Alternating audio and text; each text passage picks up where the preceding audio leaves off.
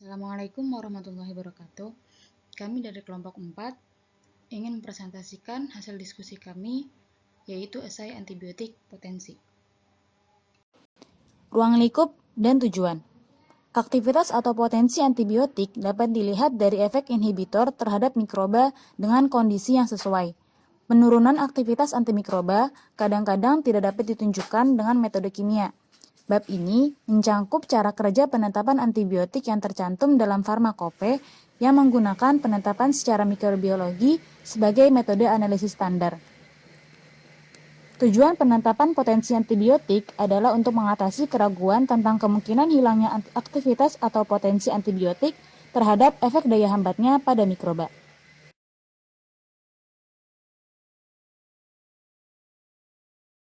Metode penetapan cara lempeng. Metode penetapan untuk larutan baku dilarutkan sejumlah baku pembanding yang sesuai dengan antibiotik seperti tertera pada tabel 2 dan diencerkan hingga dosis yang ditentukan. Simpan pada 2 derajat Celcius sampai 8 derajat Celcius dan digunakan dalam waktu yang disarankan. Pada hari penetapan, siapkan pengenceran dari larutan persediaan 5 atau lebih larutan untuk pengujian dengan dosis bertahap, umumnya dengan perbandingan 1:1. Gunakan pengencer akhir yang dinyatakan dan urutan dosis dengan dosis tengah seperti tertera pada tabel 2. Untuk larutan sampel, tentukan perkiraan potensi per bobot atau volume sampel. Pada hari penetapan, siapkan larutan persediaan serta encerkan larutan sampel setiap antibiotik dengan pengencer akhir yang sama seperti untuk baku pembanding seperti tertera pada tabel 2. Encerkan larutan persediaan sampel dengan pengencer akhir untuk mendapatkan dosis setara dengan dosis tengah larutan baku. Inokula. Suspensikan mikroba uji dari biakan segar akar miring atau biakan lain dalam 3 ml salin LP steril. Butiran kaca dapat digunakan untuk memudahkan pembuatan suspensi. Sebarkan suspensi ke permukaan lapisan dari 2 atau lebih lempeng akar atau permukaan media akar dalam botol roux menutupi seluruh permukaan yang berisi 250 ml media seperti tertera pada tabel 3. Inkubasi selama waktu dan suhu tertentu seperti tertera pada tabel 3 atau hingga pertumbuhan terlihat jelas. Setelah inkubasi, mikroba uji dipanen dari biakan lempeng akar atau botol roux dengan lebih kurang 50 ml salin LP steril menggunakan batang kaca bengkok steril atau butiran kaca steril. Kecuali untuk biomicin, menggunakan medio 3-4 seperti tertera pada media dan larutan. Suspensi dipipet ke dalam wadah kaca steril dan disebut suspensi persediaan. Encerkan sejumlah suspensi persediaan dengan salin LP steril ukur transmitan pada panjang gelombang 580 nanometer menggunakan spektrofotometer UV visible. Target nilai transmittal lebih kurang 255% pada panjang gelombang 580 nanometer. Nilai ini digunakan untuk membakukan volume suspensi persediaan yang ditambahkan ke dalam lapisan akar inokula. Dimulai dengan volume yang tertera pada tabel 3, penentuan proporsi dari suspensi persediaan yang ditambahkan ke dalam media inokula yang menghasilkan diameter zona hambatan yang memuaskan lebih kurang 14-16 mm pada dosis tengah baku dilakukan secara verifikasi metode. Jika transmitan pengenceran di atas 25% untuk menomorkannya dengan meningkatkan perbandingan mikroba uji pada lapisan inokula. Faktor normalisasi ditentukan dengan membagi transmitan yang diperoleh dari pengenceran dengan perbandingan ini kemudian dikalikan dengan jumlah inokula yang disarankan untuk memperoleh volume dalam mililiter dari suspensi persediaan yang dibutuhkan untuk ditambahkan ke dalam lapisan inokula. Jika diperlukan, sesuaikan jumlah inokula berdasarkan perhitungan harian untuk memperoleh hubungan dosis respon yang optimum. Atau bisa dengan cara lain, selama verifikasi metode tentukan bagian suspensi persediaan yang akan dimaksudkan sebagai inokula, dimulai dengan volume seperti yang tertera dalam tabel 3 yang hasilnya memenuhi batas zona hambatan dengan diameter 14-16 mm pada dosis tengah baku dan memberikan suatu hubungan dosis respon yang reproducible. Siapkan inokulan dengan menambahkan sejumlah suspensi persediaan ke dalam media akar yang dicairkan dan didinginkan hingga suhu 45 derajat Celcius sampai 50 derajat Celcius. Putar campuran tanpa menimbulkan gelembung hingga diperoleh suspensi yang homogen. Dan berikut ini adalah contoh obat yang digunakan dalam metode penetapan lempeng.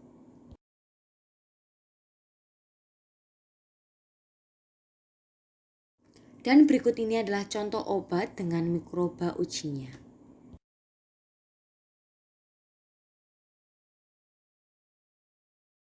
Untuk pada metode penetapan cara tabung larutan baku, dengan cara melarutkan sejumlah baku pembanding antibiotik yang sesuai atau seluruh isi satu vial jika diperlukan dalam pelarut seperti tertera pada tabel 7 dan encerkan hingga dosis yang dikehendaki. Simpan pada suhu 2 derajat Celcius sampai 8 derajat Celcius dan gunakan dalam waktu yang ditentukan. Pada hari penetapan, siapkan dari larutan persediaan sebanyak 5 atau lebih larutan uji dengan perbandingan peningkatan dosis berturut-turut umumnya 1:1. Kemudian gunakan pengencer akhir sehingga diperoleh dosis setengah baku seperti tertera pada tabel 3. Larutan sampel. Tentukan perkiraan potensi per bobot atau volume sampel pada hari penetapan. Siapkan larutan persediaan serta encerkan larutan uji dengan pengencer akhir yang sama seperti untuk baku pembanding dalam tabel 7. Encerkan larutan persediaan sampel dengan pengencer akhir untuk mendapatkan dosis setara dengan dosis setengah baku dari larutan baku seperti tertera pada tabel 7. Untuk inokula pada metode penetapan cara tabung, suspensikan mikroba uji dari pertumbuhan biakan segar akar miring atau dalam 3 ml salin LP steril. Butiran kaca dapat digunakan untuk memudahkan pembuatan suspensi. ATCC 10541 dan ATCC 944 dibiarkan dalam media cair tidak pada akar. Sebarkan suspensi ke permukaan lapisan dari 2 atau lebih lempeng agar atau ke permukaan media akar dalam botol row menutupi seluruh permukaan yang berisi 250 ml media seperti tertera pada tabel 8. Inkubasi selama waktu dan suhu tertentu seperti tertera pada tabel 8 atau hingga pertumbuhan terlihat jelas. Setelah inkubasi, mikroba uji dipanen dari biakan lempeng agar atau botol row dengan lebih kurang 50 ml salin LP steril menggunakan batang kaca bengkok steril atau butiran kaca steril. Pipet suspensi ke dalam wadah kaca steril dan disebut dengan suspensi persediaan. Selama verifikasi metode, tentukan sejumlah suspensi persediaan yang akan dimaksudkan sebagai inokula, dimulai dengan volume yang disarankan dalam tabel 8. Siapkan juga larutan tambahan sebagai uji pertumbuhan dan inkubasi pada suhu yang tertera pada tabel 11. Jika perlu, atur jumlah inokula setiap hari untuk memperoleh hubungan dosis respon optimum dari pertumbuhan mikroba uji dalam penetapan cara tabung. Setelah selesai inkubasi tabung yang berisi larutan baku dosis setengah, seharusnya punya nilai serapan seperti tertera pada tabel 9. Tentukan lama inkubasi dengan mengamati pertumbuhan berdasarkan dosis setengah larutan baku. Dan berikut ini adalah contoh obat digunakan dalam metode penetapan tabung.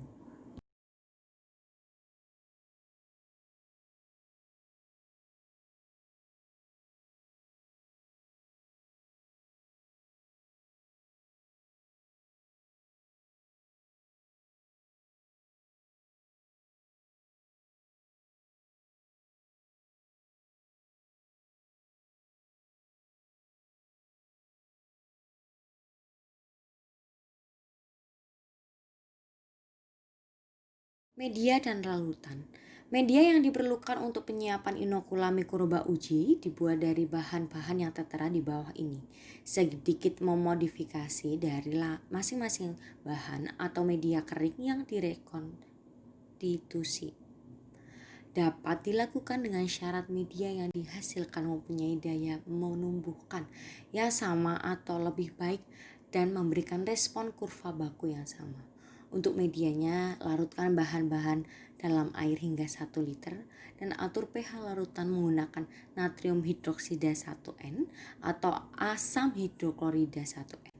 Sehingga sesudah disterilisasi uap air, pH media sesuai dengan yang tertera.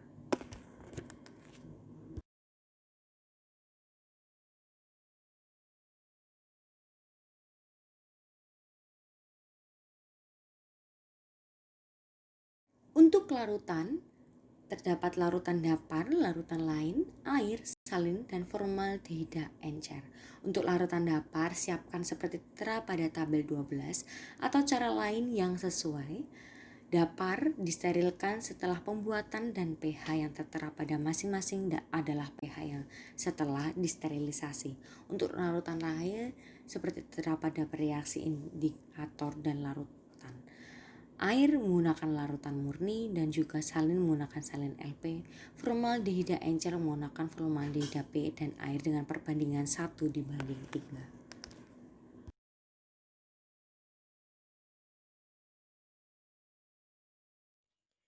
Penentuan potensi suatu antibiotik secara mikrobiologi dapat dilakukan dua metode, yaitu metode difusi agar dan metode tabung. Prinsip dari metode difusi agar adalah dengan membandingkan zona hambat dari antibiotik yang diuji dengan zona hambat dari antibiotik baku pada media lempeng agar. Sedangkan prinsip dari metode tabung adalah berdasarkan hambatan pertumbuhan mikroorganisme pada media cair yang berisi antibiotik.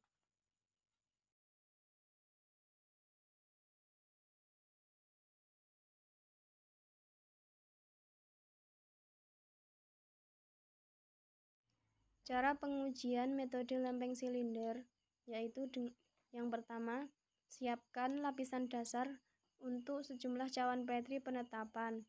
Media dan volume yang digunakan sesuai yang tertera pada tabel 4. Kemudian biarkan media tersebut memadat sehingga membentuk lapisan dasar yang rata dan ketebalannya seragam. Langkah selanjutnya, menyiapkan sejumlah inokula sesuai dengan lapisan inokula yang tertera pada tabel 5 sesuai dengan antibiotik yang tertera pada tabel 3. Langkah ketiga yaitu putar lempeng ke depan dan ke belakang untuk menyebarkan inokula di atas permukaan lapisan dasar dan kemudian biarkan ia memadat. Langkah selanjutnya yaitu jatuhkan 6 buah silinder pada permukaan yang telah diinokulasi dari ketinggian 12 mm dengan alat mekanik atau alat lain untuk menjamin penempatannya pada radius 2,8 cm. Cawan kemudian ditutup untuk mencegah kontaminasi. Langkah selanjutnya, ke-6 silinder pada tiap lempeng diisikan dengan enceran antibiotik sesuai dengan dosis yang tertera. Langkah ke-6, lempeng diinkubasi sesuai dengan yang tertera pada tabel 6 selama 16-18 jam. Setelah proses inkubasi selesai, seluruh silinder dikeluarkan dari lempeng. Selanjutnya, diameter antar zona hambat diukur dan dicatat. Setelah itu, untuk memperoleh kurva baku, silinder diisi selang-seling pada tiap 3 cawan dengan dosis setengah baku dan tiap silinder dari 9 silinder sisanya dengan 1 dari 4 pengenceran larutan baku. Lakukan hal yang sama untuk 3 pengenceran baku lainnya. Langkah yang terakhir yaitu untuk sampel, silinder diisi selang-seling pada 3 cawan dengan dosis setengah baku dan 9 silinder sisa dengan enceran larutan sampel yang sebanding. Kemudian untuk cara pengujian metode tabung yang pertama yaitu siapkan dosis antibiotik seperlunya dengan mengencerkan larutan baku persediaan dan sampel seperti yang telah ditetapkan pada larutan baku dan larutan sampel. Selanjutnya, siapkan 5 tingkat dosis larutan baku S1 sampai dengan S5 dan 1 tingkat dosis larutan uji yang masing-masing dibuat 3 replikasi terhadap lebih dari 20 sampel sesuai dengan dosis tengah larutan baku. Yang ketiga, susun tabung dalam rak atau pembawa lain. Dan setiap rak disertakan 1 sampai dengan 2 tabung belangko yang berisi 1 ml pengencer uji tanpa antibiotik seperti yang tertera pada tabel 7. Yang keempat yaitu tambahkan volume larutan baku dan larutan uji seperti yang tertera pada tabel 10. Susun 1 set lengkap secara acak termasuk belangko dan 1 rak tabung. Kemudian tambahkan volume inokula sesuai dengan tabel 10 dan dalam tiap tabung menunggu giliran dan masukkan rak lengkap ke dalam inkubator atau tangas air dengan suhu yang dipertahankan sesuai yang tertera pada tabel 8 dan waktu inkubasi yang sesuai dengan yang tertera pada tabel 11. Setelah inkubasi, pertumbuhan mikroba segera dihambat dengan menambahkan 0,5 ml formaldehid encer pada setiap tabung kecuali untuk tilosin. Untuk tilosin, panaskan rak dalam tangas air 80 derajat hingga 90 derajat selama 2 hingga 6 menit atau tangas uap selama 5 sampai dengan 10 menit dan biarkan pada suhu ruang. Analisis satu rak sekaligus dan ukur serapan atau transmitan pada panjang gelombang 530 atau 580 nanometer. Dalam menginterpretasi hasil potensi antibiotik, kita itu harus mempertimbangkan 3 konsep dasar. Nah, 3 konsep dasar itu yang pertama ada hubungan antara respon dengan dosis hayati itu biasanya tidak linier. Nah, pada metode potensi antibiotik ini, penyesuaian data menjadi bentuk garis lurus itu diperbolehkan, tetapi dengan mengevaluasi nilai dosis dalam rentang yang sempit, sehingga hasilnya itu dapat mendekati linier. Hasil penetapan potensi ini dianggap sesuai jika diperoleh hasil potensi antara 80-125% dari perkiraan dalam penyiapan larutan sampel persediaan. Jika hasil tidak di antara 80-125%, maka hasil sampel yang diperoleh itu akan berada di luar rentang dosis dari linearitas yang sudah ditetapkan. Jadi harus disesuaikan kembali perkiraan potensi dari sampel tersebut. Yang kedua yaitu cara paling efektif untuk mengurangi variasi nilai yang dilaporkan yaitu melalui prosedur penetapan yang dilakukan secara independen. Jadi hasil gabungan suatu seri penetapan lebih kecil dan independen dalam beberapa hari itu akan menghasilkan perkiraan potensi yang lebih dipercaya daripada satu penetapan yang lebih besar dengan jumlah lempeng atau tabung yang sama. Yang ketiga yaitu jumlah penetapan untuk memperoleh perkiraan potensi antibiotik yang dipercaya ditentukan oleh rentang persyaratan yang ditetapkan dan variasi penetapan. Jadi perhitungan batas kepercayaan yang ditetapkan dari beberapa perkiraan log potensi dengan presisi yang kurang lebih setara. Jika nilai yang dihitung untuk rentang kepercayaan itu terlalu lebar, maka tidak dapat diputuskan apakah potensi tersebut memenuhi syarat atau tidak. Selanjutnya yaitu perhitungan. Perhitungan ini dilakukan untuk menetapkan potensi antibiotik. Yang pertama itu analisis data sampel dan penetapan potensi dari data sampel yang tidak diketahui ini dengan menggunakan penetapan cara lempeng. Untuk setiap 12 lempeng, zona 1, 3, dan 5 adalah dosis pembanding, dan 3 zona lainnya itu merupakan salah satu dosis dari 4 dosis lainnya. Langkah yang pertama yaitu lakukan perhitungan awal dan periksa kesesuaian variasi. Untuk setiap 3 lempeng, rata-ratakan 9 nilai pembanding dan 9 nilai baku. Untuk setiap 3 lempeng, tetapkan simpangan baku dari 9 nilai pembanding dan simpangan baku dari 9 nilai baku yang tadi.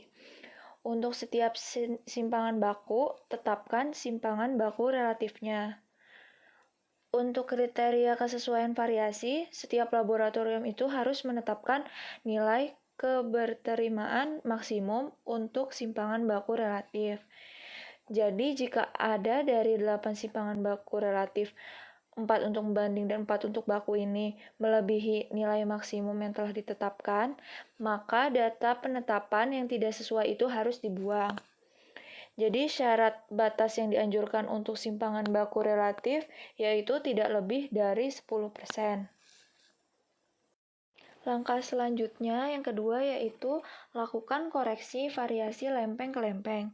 Jadi koreksi ini dilakukan itu untuk merubah hasil pengukuran rata-rata zona dari setiap dosis ke nilai yang hanya bisa jika hasil pengukuran rata-rata dosis pembanding dari 3 lempeng ini sama seperti nilai angka koreksi.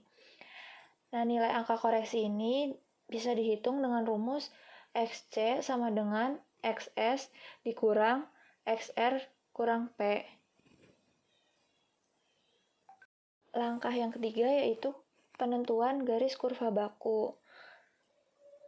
Jadi, kita harus membuat garis kurva baku dengan menempatkan titik hasil koreksi pengukuran zona terhadap nilai log dosis baku dan dihitung persamaan garis kurva baku dengan menerapkan regresi linier.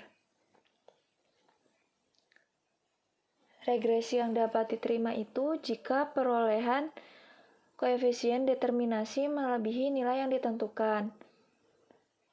Syarat batas minimum untuk koefisien determinasi itu tidak kurang dari 95%. Selanjutnya yaitu penetapan potensi sampel. Untuk menghitung potensi sampel yang tidak diketahui, kita harus merata-ratakan ukuran zona baku dan zona sampel pada 3 lempeng yang digunakan. Dan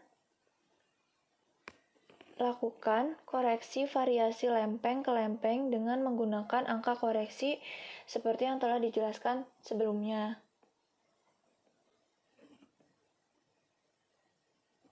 Untuk menentukan log dosis sampel, itu bisa menggunakan rumus LU sama dengan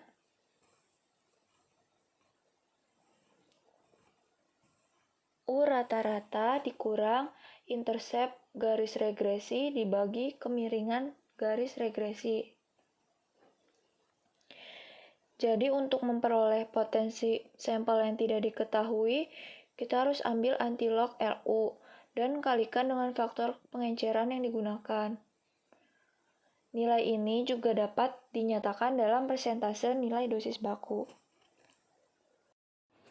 Selanjutnya yaitu analisis data sampel dan penentuan potensi yang tidak diketahui dengan penetapan cara tabung. Langkah yang pertama yaitu lakukan perhitungan awal dan periksa kesesuaian variasi. Dengan merata-ratakan 3 nilai serapan tiap dosis termasuk sampel. Untuk tiap dosis ini, kita harus menentukan simpangan baku dari ketiga data serapan dan simpangan baku gabungan untuk seluruh dosis. Jika nilai simpangan baku gabungan yang diperoleh ini melebihi ketentuan nilai maksimum yang telah ditetapkan, maka data penetapan tidak sesuai dan harus dibuang.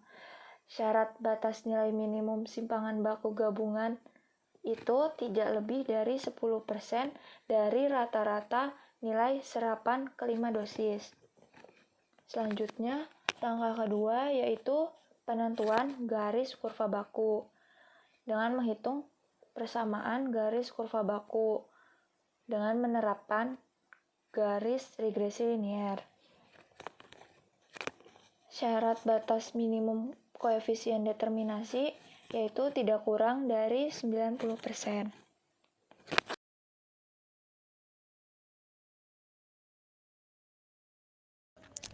Selanjutnya adalah contoh kasus, kami memilih eritromisin dengan cara lempeng.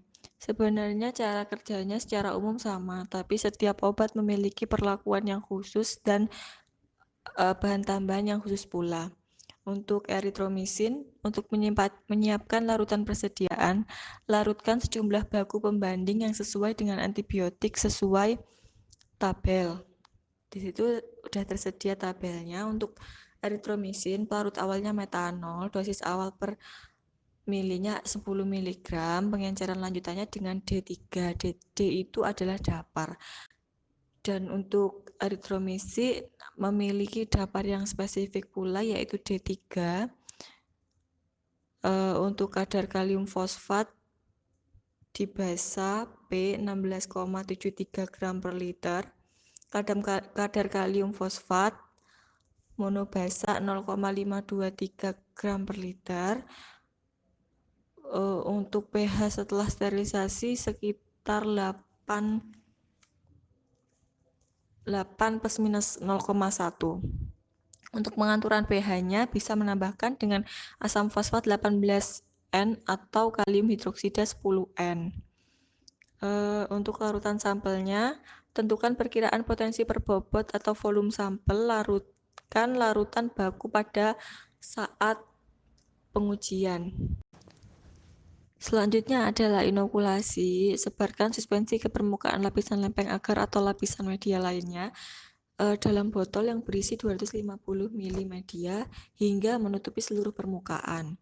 Untuk medianya di sini untuk eritromisin menggunakan mikroba uji Micrococcus luteus.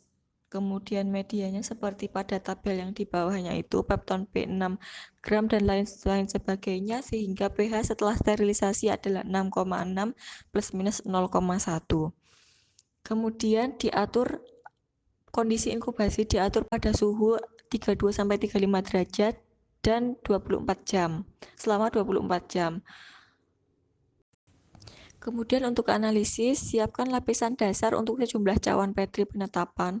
Gunakan media dan volume seperti pada tabel, yaitu medianya media 2, seperti pada tabel di bawahnya lagi, dan volume targetnya adalah 21 mili. Kemudian biarkan media memadat, membentuk lapisan dasar rata dengan ketebalan seragam. Siapkan sejumlah inokula sesuai lapisan inokula pada tabel di bawahnya itu, lapisan inokulasi, yaitu antibiotik. Untuk antibiotik eritromisin ini menggunakan media A, media sebelumnya. Kemudian untuk volume target adalah 4 mili. Kemudian diinkubasi pada suhu 32 sampai 35 derajat Celcius selama 16 sampai 18 jam. Kemudian ukur dan catat diameter antar zona hambatan pertumbuhan.